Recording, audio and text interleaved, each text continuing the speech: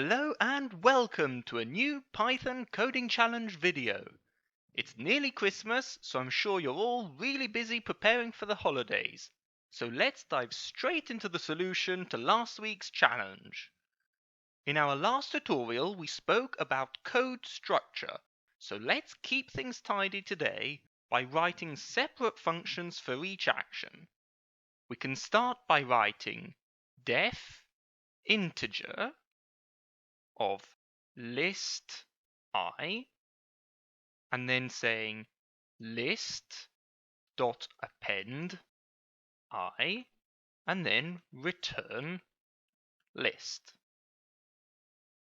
Then as our second function we can say def d of list and we can say if len of list is greater than 0, then a equals list minus 1, and then list minus 1, so we are reassigning the value to the last element of our list, will be equal to 2 times a. Finally, we can say return list.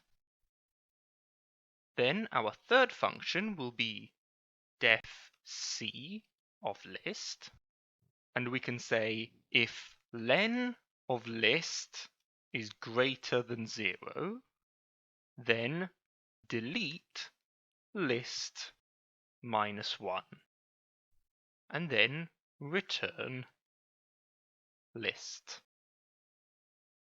Finally, we can write define plus list and say if len of list is greater than 1, then a equals list minus 1, so the last element of our list, plus list minus 2, so the second to last element.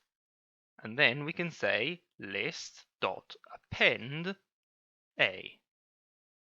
Outside of the if statement, as usual, we can write return list. Now that we've defined separate functions for each action, we can write our main function.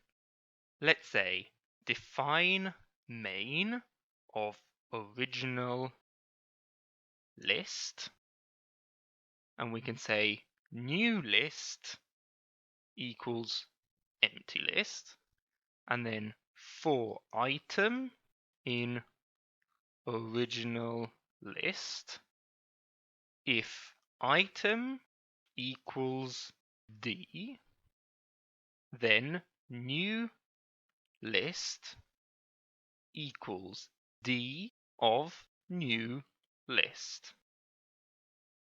Elif item equals c, then new list will be equal to c of new list. Then again, elif item equals our plus symbol, then yes, I'm sure all of you have guessed it by now, new list equals plus of new list. Finally, we have if our element is d, c plus, so what's missing? Well, the only other case is if our element is an integer. So we have else new list will be equal to integer, which is the first function we wrote, of new list and item. In this case, we have an extra argument, if you remember. Then, for each iteration, we can print our new list by saying print new list. And that way, we have a clear indication of each of the steps which our function takes in solving the problem. Finally, we can write return new list as well as sum of new list. Now, as usual, we can run our code by pressing the F5 key, and then on the right-hand side, we can write main, and then as a test to see whether our function works correctly, we can use the example list we saw in last week's video.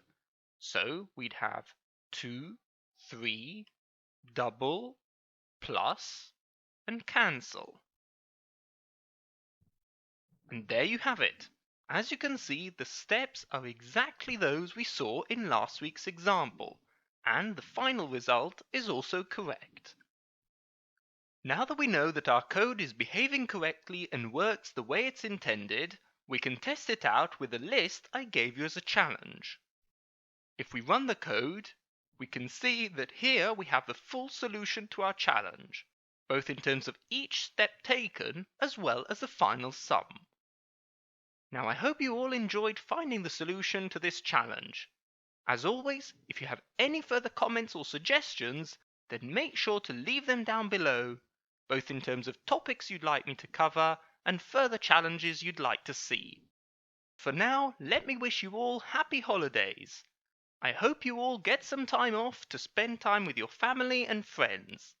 As for me, I will also be taking a short break, and I look forward to seeing you all in the new year. Until then, I wish you all again happy holidays and, as usual, happy coding!